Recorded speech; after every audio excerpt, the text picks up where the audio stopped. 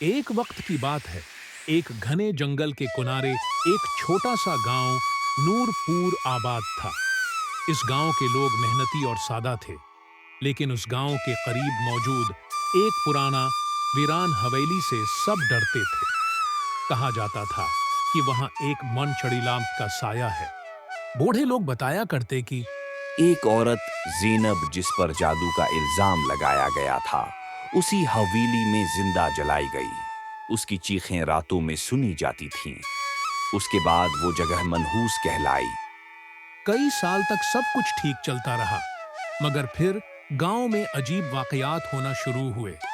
कभी किसी का मवेशी गायब, कभी किसी औरत का बच्चा रात को रोते रोते खामोश, और कभी किसी शख्स की लाश जंगल के किनारे पाई गई। लोग कहते, आए, ये जरूर छैल का काम है।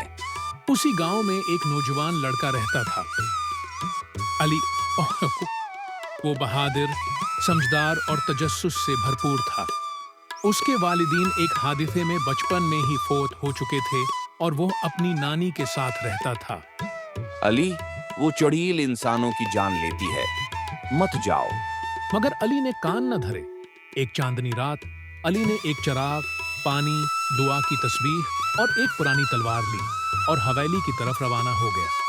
हवेली बहुत पुरानी, खिस्ता और सुनाटे में डूबी हुई थी।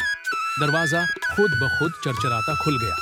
अली अंदर दाखिल हुआ तो एक ठंडी लहर उसके जिस्म से टकराई। दीवारों पर पुरानी तस्वीरें थीं, जिनमें एक औरत की तस्वीर खास तौर पर खौफनाक लग रही थी।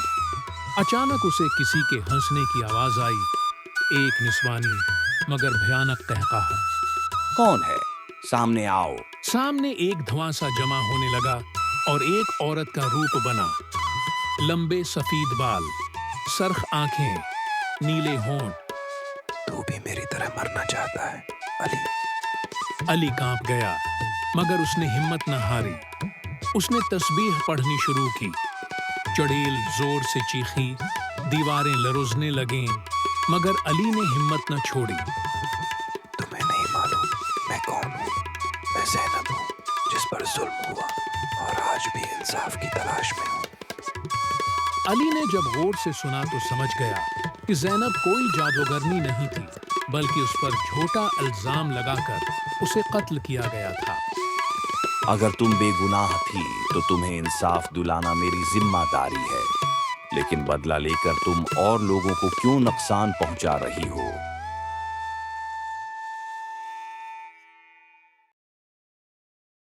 मैं नहीं चाहती कि किसी को नुकसान पहुंचे। मैं सिर्फ अपना दर्द सुनाना चाहती हूँ, लेकिन कोई नहीं सुनता। मैं तुम्हारी कहानी सबको सुनाऊंगा और तुम्हारी कब्र बनवाऊंगा ताकि तुम्हें सुकून मिले। चुड़ैल की आंखें नम हो गईं। वो मुस्कुराई। शुक्रिया अली, शायद अब मेरी रूह आजाद हो जाए। इतना कहते ही वो आहिस्ता आहिस्ता हुआ में तहलील हो गई। हवेली के दर वो दीवार जैसे सुकून में आ गए हों। अली ने गांव के बड़ों को सारी हकीकत बताई। जब ज़ैनब की पुरानी फाइलें निकाल कर देखी गईं, तो मालूम हुआ कि उस पर वाकई झूठा इल्जाम लगाकर जिंदा जला दिया गया था।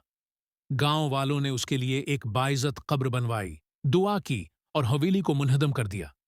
अब वहां एक खूबसूरत बाग बन चुका है। चुड़ैल अब नहीं रही। ज़ैनब को इंसाफ मिल चुका है। अली आज भी गांव में रहता है और लोग उसे इज्जत से याद करते हैं। वह जिसने चुड़ैल को सुकून दिया। डबल अस्टेरिस्क।